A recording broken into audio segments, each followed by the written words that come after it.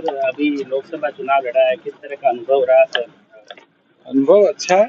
देखिए, हार जीत चलती रहती है और एक अच्छा चुनाव लड़ा। जालोर सिरोही सबसे मुश्किल सीटों में है राजस्थान की। 20 साल से पार्टी वहां जीत नहीं पाई और हाईकमान का निर्देश था कि आपको लड़ना है। मैंने चुनौती स्वीकार करी और आप सब जानते हैं जो 20 साल से सीट जीती नहीं है और किस तरीके से गुजरात का बॉर्डर है वहाँ पे, और जिस तरीके से जालोर सिरोही में एक अच्छा चुनाव हुआ है। पूरे देश में चर्चा रही कि ये चुनाव बहुत अच्छे तरीके से लड़ा। दिल्ली में भी जहाँ भी गए उन्होंने सबने यही बात रखी कि आपने चुनाव बहुत अच्छा लड़ा।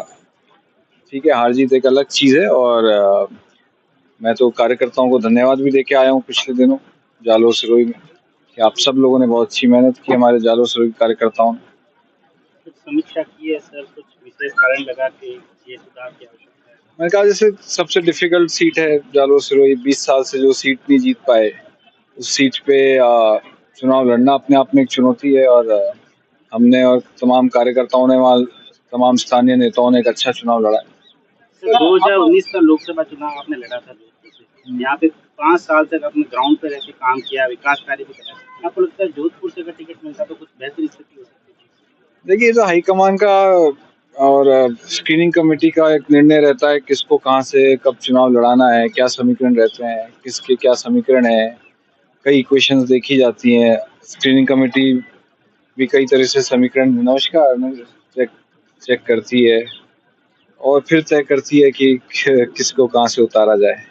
सर, अब अगले 5 साल सर आपकी क्या रणनीति है, क्योंकि अब आप विपक्ष में हैं, कार्यकर्ताओं मैंने तो जालोर सिरोही में भी कहा है कि जालोर सिरोही में हम एक अच्छी विपक्ष की भूमिका निभाएंगे। लुम्बाराम चौधरी जी को, क्योंकि 20 साल बाद भी भाजपा का उम्मीदवार वहाँ जीता है, तो मैं लुम्बाराम जी से मैं उम्मीद करता हूँ और मैं चाहूँगा कि हम कांग्रेस जन वहाँ पे लुम्बाराम जी को, क्योंकि अब वो देश की संसद में पहुँचे हैं, तो जालोर सिरोही जो 20 साल से पिछड़ रहा है, जो हमने हमारे भाषणों में भी कहा कि जिस तरीके से जालोर सिरोही को आगे आ जाना चाहिए था, अब जनता ने जब उनको जनादेश उनके पक्ष में दिया है, तो हम चाहते हैं कि लुम्बाराम जी, चाहे रेल कनेक्टिविटी की बात हो, हाईवे की बात हो, जो तमाम बातें हम वहाँ पे रख रहे थे, हम चाह रहे थे कोई फूड पार्क वहाँ पे आए, वहाँ खेती के अच्छे अनार और दूसरे जो पैदावार होती हैं उसके लिए अच्छी कोई योजना आए। ये सब चीज़ें हम चाहते हैं कि भाजपा के जो सांसद हैं वो देश की संसद में जब पहुँचे हैं, जनता का आशीर्वाद उनको मिला है, तो हम सब कांग्रेस जन एक अच्छी विपक्ष की भूमिका वहाँ निभाएंगे और जनहित के मुद्दों पे हम लोग हमेशा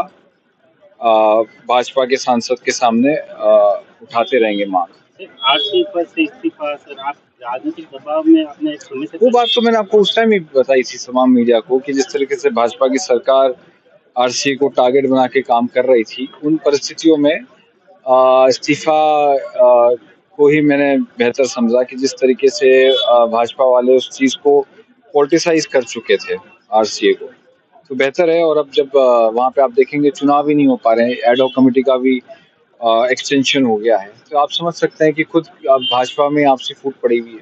सर, किरोड़ीलाल मीणा की स्थिति को किस प्रकार मुझे मैं उस बारे में कुछ नहीं कहना चाहता।